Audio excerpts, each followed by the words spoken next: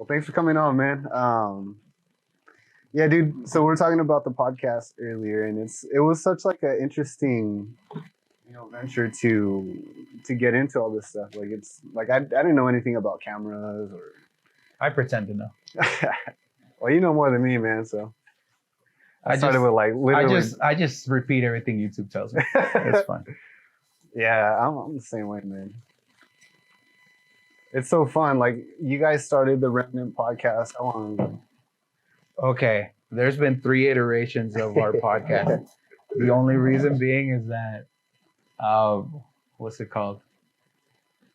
We started off, we had the 3 cameras, but of course, very terrible lighting, very terrible preparation, and then I lost the footage. And then the second iteration was better and in better location, better lighting, still kind of meh. And the audio was recorded bad.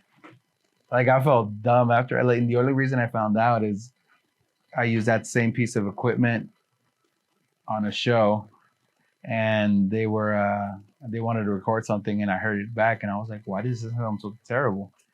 I figured it out. Switched out the computer cable, and then as I'm driving home from the desert where I was working, I was like, oh no, we recorded all the podcasts with this audio. Oh my god. No. I was like, Danny. I was like, I'm so sorry, bro. I'm like, I think that. He's like, all right, we'll figure it out. We bought some new equipment.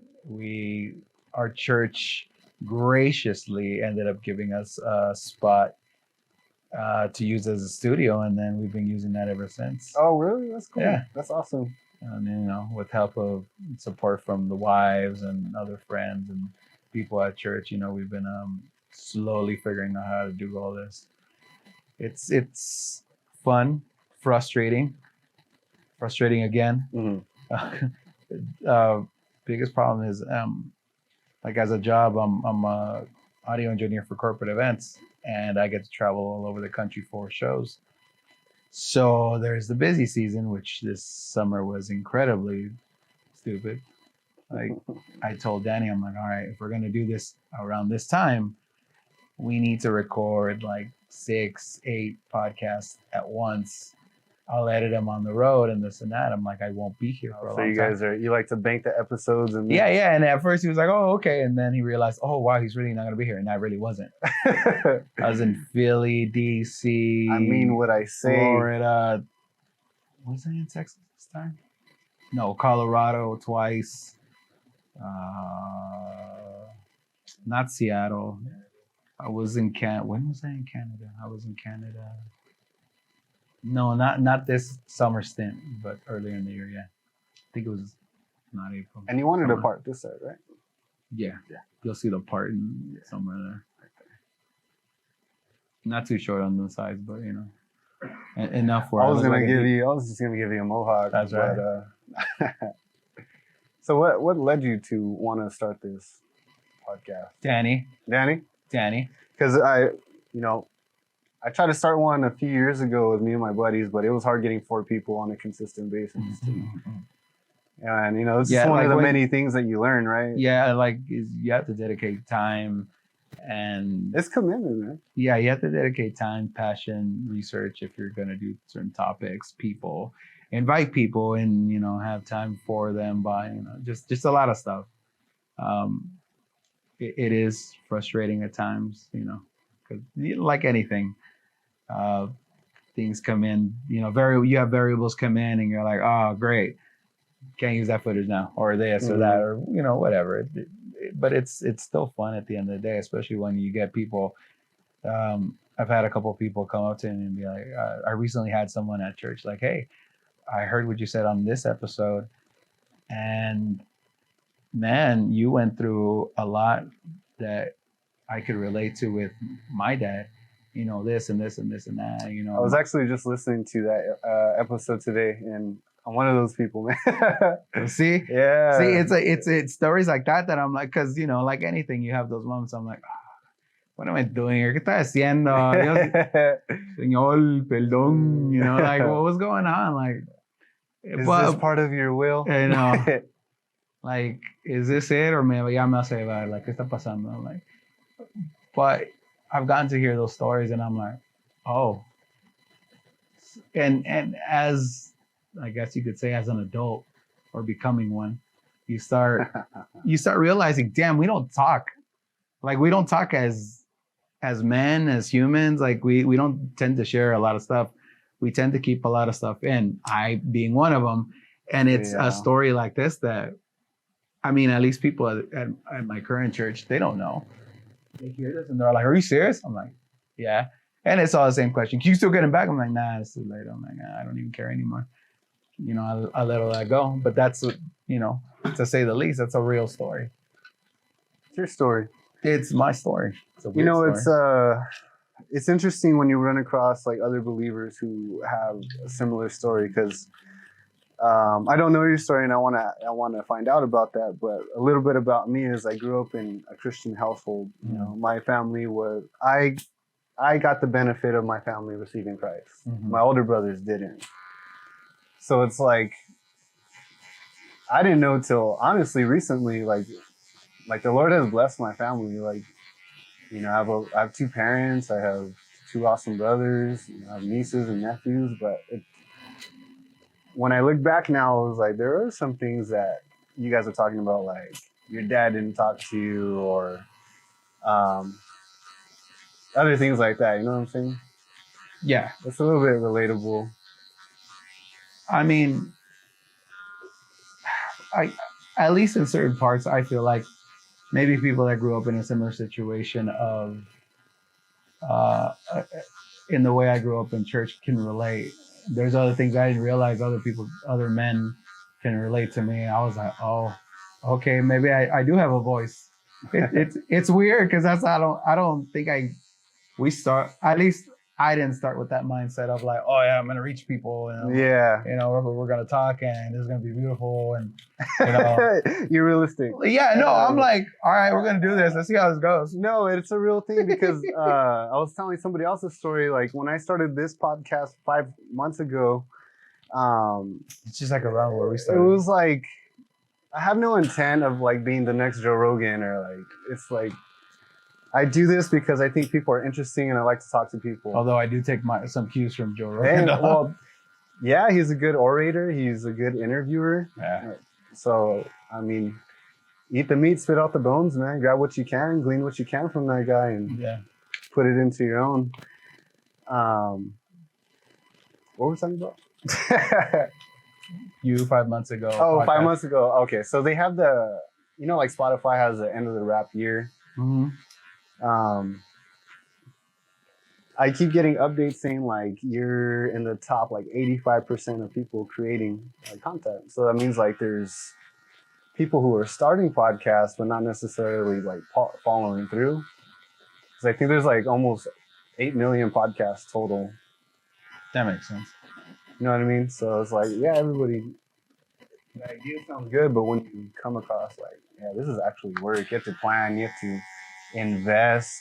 Cameras aren't cheap, microphones aren't cheap. No. You got to schedule around people. You got to hope somebody will come on. Like, there's a lot that goes into it, man. Yep. But I think it's cool because, like you said, you had no intention of being the next Joe Rogan, but with like where God guides, He provides, right? And He opened up the doors for you. You got a studio. And we do worry. Well, we do. I'm not gonna say worry. We do think about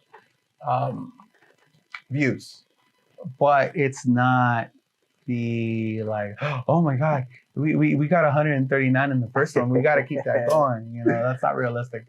The first one, everybody's gonna like chip in and be like, oh, mira, good yeah, you do a good yeah, you know. And after that, you know, some people stay loyal. Some you get new viewers, lose some or whatever. People don't agree, or you know, for whatever reason, look down a little bit. Yeah, and it's again, it's more of okay, if I got to affect one person, like that's great. Like again, hearing someone tell you, hey, I could relate to this, I could relate to that, you're like, dang, all right, cool. It was worth busting my head while I'm on the road trying to figure out how to put together these 3 cameras for the episode and this and that and blah blah blah. Like it makes it worth it. It makes it, at least for me, it puts a smile on my face. I'm like, all right, cool. No, I got to help someone. That's definitely worth it because everybody sees, the 100,000 subscribers, but they don't see the 30 view episodes or the time that went into making a successful channel is, you know what I mean? Yeah, and before this, in the beginning of 2020, I started in 2019. I started recording a lot of my adventures, flying across the country, doing shows and this and that. Obviously not filming everything, but filming the adventures, going to restaurants and blah, blah, blah. Right. And I was like, all right, I'm gonna put out my own channel, this and that. It's gonna be fire, it's gonna be lit. And I started building content in the inadequate laptop that I had, along with, whatever. And I started and I did the intro for the channel. I launched 5 episodes. I was launching 1 episode every other week. Short episodes are not 3-4 minutes long. Yeah. And then the world shut down and I stopped.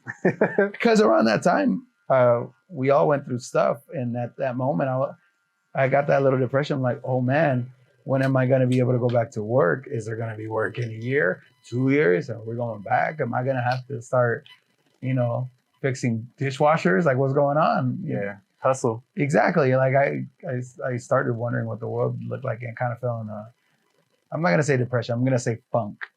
And I stopped. So to come back to, hey, let's start a podcast. Like I was like, is that how they sound? Sometimes with his little lisp, his little cute lisp, but that's a real one though. That's right? a real one. But I was like, what are we gonna talk about? And then he started to describe it. I'm like, so you mean Jesus? Yeah, but like more in depth. So Jesus loves you. No, but more in depth. I was like, all right, sounds good. I was like, all right, cool. And as we started going into topics, I was like, oh, I actually have to think about this or ask. Or I'll ask my wife or I'll ask a friend. I'm like, hey, man, you ever thought about this? What? I'm like, yeah, you ever thought about this? Or this or this? Or this? When it came to the Forgive and Forget episode, I had them. I was like, oh, this is mine. And I was like, I got these ready to go, or the church shirt one. But more like I had them like, I had all these stories in the chamber. I was like, man, I didn't know. I felt like I just needed to share them. And again, people come up to you and like, oh, this and that. I'm like, oh, I guess people are listening. Cool. That's awesome. That's why I like this format. Like I said, just bringing back the art of listening. Because there's nothing wrong with it, man. But I feel like a lot of today's podcasts are just like all promo,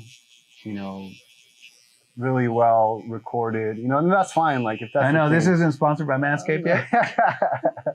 But no, it's like, dude, we forgot how to talk like one-on-one. Everything's like just short bites of everything.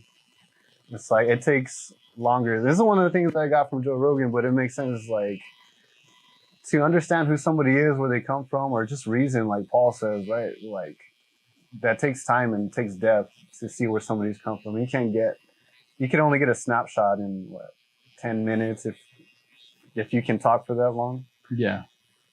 Like I'm amazed that we're starting to record all these guests, and these guests are literally word vomiting out all these stories and all these experiences. And sometimes I think Danny and I both feel dumb. We're just sitting there like just, mouth breathing.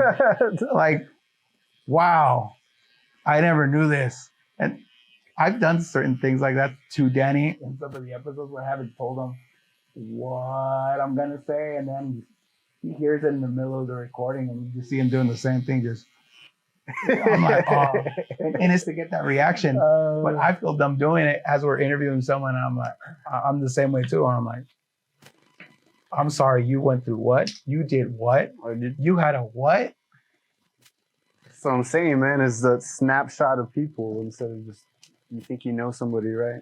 And that's Right. what I like is everybody has a story, man, and especially in the church. If it's a hospital for the sick, and we're supposed to congregate with one another, like this is what it is, right? This is what real community is: talking to somebody, because everybody has a different background. We're just united under the banner of Christ, right? Mm-hmm. So why not? And if you have certain gifts that God's given you, why not use it, right? Do all things to the glory of God. So, Mr. Community, how did you and Danny meet? We met at our old church. And where was this? This is in Montebello, Oh, okay, cool. formerly Calvary Chapel, Montebello. I actually used to serve with his wife, serving in the junior high ministry. And was this before or after the baby? Oh, this is way before. This is before they were even dating, if I'm correct. Yeah, man, and yeah, you know, I actually haven't seen them in a minute. I think the last time we seen them was at my first baby shower, on baby number 2 now. Time flies, man. How old is baby 1? Baby 1, she is 4. Dang, Danny, so what? It's been what? You haven't seen this on me in like what, 2 years? It's life, man. It's life. It happens. Sorry, we got our other guy over there in the back. He's hiding. We got He's bald, so he don't need to be on there. He'll be on here. He'll be on here. It's been like 5 years. 5 years. 5 years. So how did you guys meet? Church? Church? What? Coincidentally, it's through our wives. Yes. Oh, there you go. Because I'm reserved. I can't be talkative. Introvert. Yeah, no, I can be both. When it obviously I can be the mouthpiece, or I could just be the guy behind the scenes. Yeah. Being an audio engineer, I can be behind the scenes. But once I started serving as a bass player and music director, helping out the worship pastor, then I started becoming a little bit more known. Like, oh, who's that Mexican over there? Now you actually got to talk. Well, yeah, kind of, yeah. Not just the guy behind the console that everybody's like, súbele, súbele. So my wife, being the social little butterfly that she is, started talking. Yeah, she was. She started talking to everybody, you know, and started meeting people, which was great. And eventually met with Allie, and Allie and her brought us together. Like, oh, okay, bring the two bears together, see how that works. And it worked. You know. Our first date was at Norm. Was it Norm? I see you. Hey. That's how you know how the real ones are, you know? Really? Yeah, dude. Well, I know it wasn't Denny's, because I find Denny's disgusting. Like that one time we went, I was like, oh my God, why are we here? Because Ezra conned your wife into going to dinner. All right, she got talked in. All right. Yeah, It yeah, happens. she- Hey, man, we all mess up from time to time. No, But It's because your little boy got that little son, or whatever. he's like, Ezra can make anybody a sucker, man. Like, anybody. And he ends up getting what he wants. Your little kid's funny. kids are, yeah, man, they could twist you up really fast with their little fingers. All I got right now is a doggy and a kitty. Kids will come eventually, but Is right that now. is that the plan? Well, One day? yeah, but right now, doggy and kitty. That's about it. Everybody at their own time, man. How did you meet your lady? Oof. Real quick. Oof. Do you want to go shorter on the sides? Let me see. No. That's about it. Wow. All right, so how'd meet the wife? I actually, when I first graduated out of recording school, I never became a recording engineer. It was all a dream. I know, it was a whole dream. So I ended up working at this church, Hispanic church down in Bellflower. And her entire family, like her 3 other sisters and mom, dad, they all served. Dad sang, mom led, was like the Sunday school director. Mm-hmm. She helped out in various parts of the church. So did all the other sisters. And, you know, through dad, I met everybody else and got to know each other for years. After a few years, I left that job to start working corporate audio, you know, conferences and conferences and all that other stuff. And we lost touch. We hadn't seen each other in a while. Can't remember what event happened where a friend was like, hey, man, I need a bass player. I'm like, it better be easy songs I haven't played in a while. Show up. It's a women's conference. And she's with a friend. And I'm like, oh, shoot, Yvonne, how are you? Blah, blah, blah. Hey there. At the time, I was single, very, not ready to mingle. I was mingling all over the place. Whoa. Tinder, OK Cupid, y todas las Hey, man. cochinadas. And You like it, I love it. yeah, I know. And she was always really, I thought she was fun and she was cool. And she was a nice person. Her whole family, great reputation, everybody nice, respectable people. Like, I always tell her, I was messing with her. I'll be like, hey, man, your parents did it right. When it came to your reputation, how you do not know how to read a map is beyond my understanding. But I'm like, with everybody's reputation, like, your dad did a good job raising you guys. So again, I was like, all right, cool. And we met up and I was like, hey, let's go. Like, we haven't seen each other. Let's meet up. Let's go grab some. Let's go grab some Korean barbecue. And we spent like the day together and that was it. And I was like, all right, she's cool. So that was the movie you lured into with, right? No. Korean barbecue? Okay. All So right. we go over the story every once in a while, or like, none of this was planned. None of this was like, I want to date her, this and that. Nah, I was like, all right, she's cool. But at the same time, I'm like, man, I kind of want to kick it with someone that has a good influence. So we would kick it and whatever. And I would text her during the week. Mm-hmm. Ghosted for like 6, 7, 9 days. And then eventually get the deplorable excuse. Oh, I barely saw this text.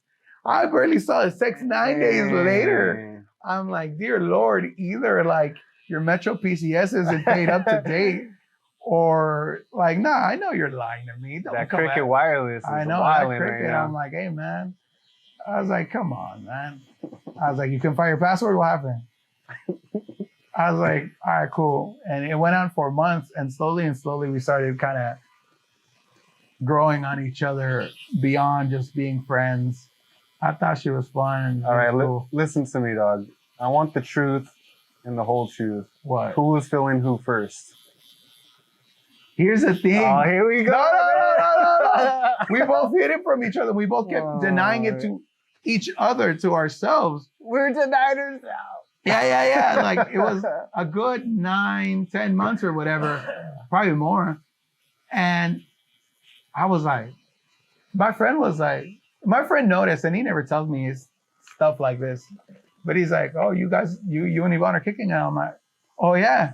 And that's all he said. And I just looked at him and I was like, me estoy pasando? Is this too much? Nah. She's just my friend. Started going out to movies. And again, I'm like, damn, I kind of want to kiss her. Nah. She's just a friend. And she was going through the same thing where her sisters are like, you be kicking it with Louis too much. And he's probably not a good influence. No. He's just a friend. Until she said she was at a store one day and she was looking at a dress and she was like, Wait, I wonder. What dress? Doesn't matter what dress. The part is the context. She was like, I wonder if he would think I look nice in this. And then she realized what she thought, and she was like, ew, what do I care if he thinks I look nice in this or not? And then she went to go cry in the car. Oh no, I'm falling for him. No, What's happening? ¿Qué está pasando aquí? ¿Qué es esta cochinada? So eventually she was, like, I needed help her with a project, and that night we finally like opened up to each other, and then that was it. That's how it started. Like less than a month later, we made it official. And, I guess the last time I saw the dad, we didn't leave in the greatest of terms, according to him. According to me, I thought we were still. Yeah, no, He's your father-in-law. Yeah, I know. I thought we was boys, but no, we had an argument like a couple of months later when I had to sit down and make it official. Like, hey, I'm dating your daughter. A couple of months in, and a couple of like bad looks later, like. And I was like, I thought we were boys. He's like, oh, but you said this and this and this years ago. I'm like, why didn't you tell me? And, we kind of got into like, as a resolution. As a good father. Right. As a resolution. As two men Yeah. looking after this one woman. Like, No, that's and we good though. That's and we good, came to though. the conclusion like, all right, cool, like, you know, things were said. I'm not that same person anymore. And then we're like, all right, cool. And we prayed that night before we left, and I was just like, what just happened? What just happened? ¿Qué está pasando aquí? I'm like, all right, cool. And yeah, What do you think about now I love him. Oh my God, I'm his favorite too. what do you think about mm, the need of like being friends with your wife first before even making, or even your girlfriend? What do you think about? Like, do you think that's necessary? Because No. some people jump in and No. you know what I'm saying? No, because I mean, out I'll of put you all back, the right? yeah, out of all the women I dated, I mean, it wasn't necessarily friends or anything like that. It was during the relationship you get to know each other. It's more obviously if you want to take it to the next level, you know, you want to be Beyonce, put a ring on it. Mm-hmm. You gotta then, you know, obviously you should obviously have that person as your friend. I don't know if best friend is the correct word, but friend nonetheless. Yeah. Because you're going to be spending a lot of time with this person, a lot of meals with this person, a lot of car rides, a lot of shopping and this and that. Okay. And Money, they change. yeah, money for Walmart. Okay, we're gonna go get a haircut. We gotta go this. Oh, I need to get on your Verizon plan. It's So- real. I think it's very necessary for you to be friends first. You know what I mean? Because here's why I say that. It's usually like when you go into dating, you have the intent of just like whatever your type is, right? That's the first thing you see. But then there's also the compatibility part. It's like you want to be able to talk to this person. Right, but it can't be like an airhead. And be Right, like, but I think that's the dating part, and that's why I don't think the friendship has to come before the dating. The friendship just develops, just like any other friendship. Like, okay, like just because Danny's my friend, like we're gonna do this or we're gonna do that. Like there had to be a beginning. all right. I see you. So you're against it? No, I love throwing words. I know, right? Yeah. No, yeah. That's awesome. So how long you been married? Year or something. Year We just hit a year in Alright. September. Of course, we got married like 2 days before her birthday. So she's like, "See, we could celebrate both things at the same time." Here we go with the add-ons already. Which, in the big picture, yes. In the work picture, September starts my second busiest season in the year. September, October, November, I am slammed with work. And when I mean slammed, I'm rejecting like all these big job offers because, you know, I've already been contacted month, 2, 3 in advance. Like, okay, you're going to fly to Florida and you're going to go do a show there and then you're going to here, blah, blah, blah.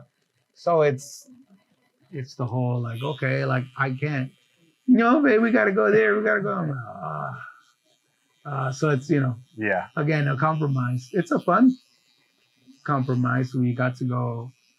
Does she get to travel with you in your job?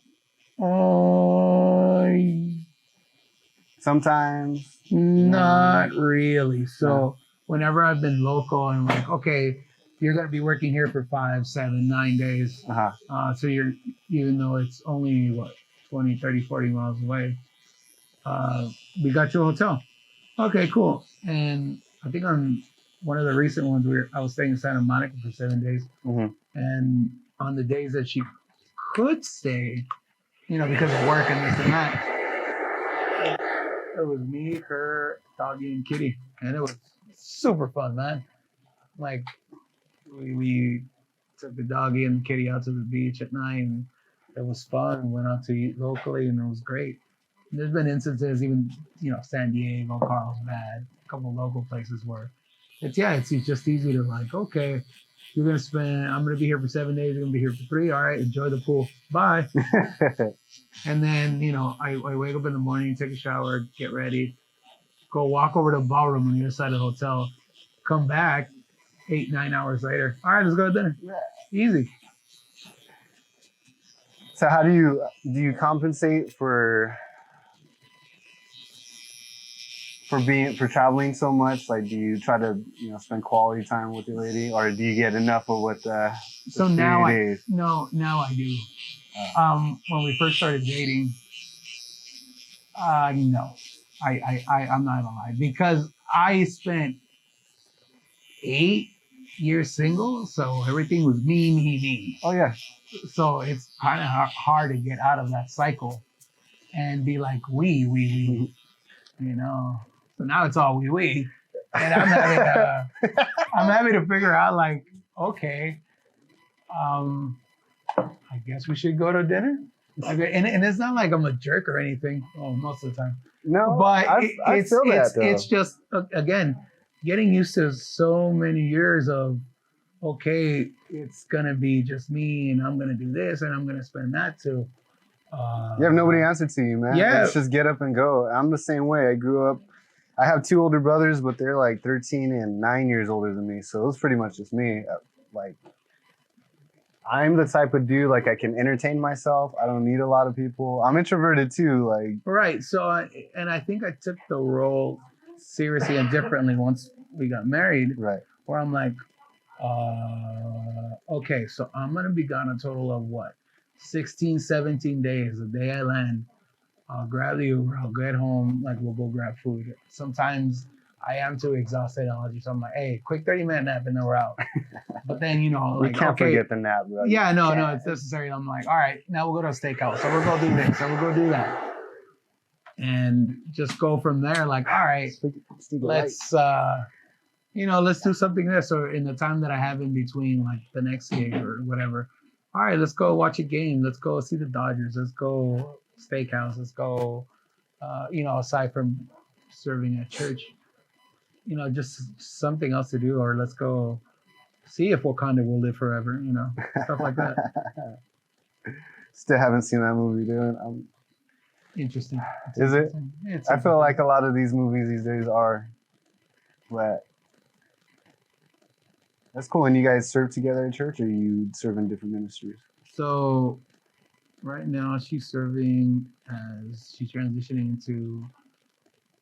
She's the administrator for one of the pastors, and she is now transitioning into service coordinator. So she helps plan every service, make sure all the lyrics are up and ready, make sure the graphics are up and ready.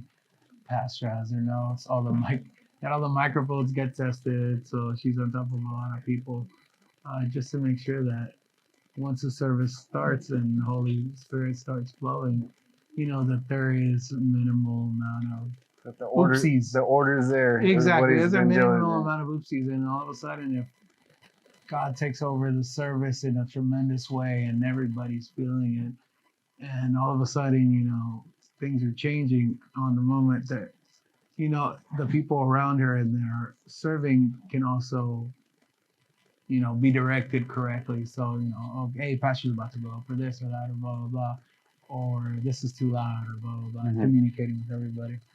So while she's doing that, I'm up on stage most of the time, playing bass and again serving as music director. And for those that don't know, a music director is usually a guy that has a microphone in front of his face. He's not singing, but he's directing the rest of the band. Like, okay, we need to change this, or a verse is coming up, or chorus, or this and that, blah, blah, blah. All right, beat change, or, drummer, give me this, or you're falling behind, you're going too fast, blah, blah, blah. I'm thinking of ideas, or if, the worship pastor has an idea on the spot, like convey it to the rest of the musicians. So just adding like the background music? Something like that, yeah. And it's been an interesting learning curve because I've never done this before in my life. I was just like, and then I just started watching Instagram clips and YouTube clips of professional musicians that do it. And I'm like, okay, I think I could do that. I think. And that's what I do most of the time. Other times, I mix the service. So I make sure, nothing's too loud, everything's clean and clear. Pastor has his monitors. That's the one thing I think I tell kids that are starting out in audio for churches. I'm like, look, number one rule. First of all, make sure everything's on. Second, The one thing you could not mess up in a service ever, 100% ever mess up in a service, pastor's mic. You can screw up the entire thing. Don't mess up pastor's mic. The main, Exactly. the reason for why you're there to hear from. Exactly. Yeah. How did you? You said you went to a different church prior. So how did you find City Reach, and how did you know that this was where the Lord was directing you? Okay, so my friend, who's the worship pastor there, Pastor Shalom. I've known him for years. Go back many years. We were going to some other church. Pandemic hit, and then we started lagging it. The church was still open and having services, but we stopped going. And we made an excuse. It's just too far. It's LA. Blah blah blah. This and that, whatever. And then at some point, when EDD started running out, I was like, because man, we were spending like idiots. Oh man, we were eating best steaks and this and that. You guys were at Morton's almost every Exactly. night. Oh, So yeah. let me get this part real quick. Okay. So it was during the pandemic. Okay. During the pandemic, I started working a part-time job locally, and then Turn this way. when at some point Shalom reached out, and he was like, "Hey man, I need a bass player for the youth." I was like, "Man, I haven't played bass since the last time I saw you, which was a few years ago." He's like, "Oh, just come, I'll give you the songs." Okay, I'm gonna dust off my bass. All right, cool. Show up. No one, everybody's just. It was just a different ambience. I'm not gonna say better or worse than where I was at. It was just different.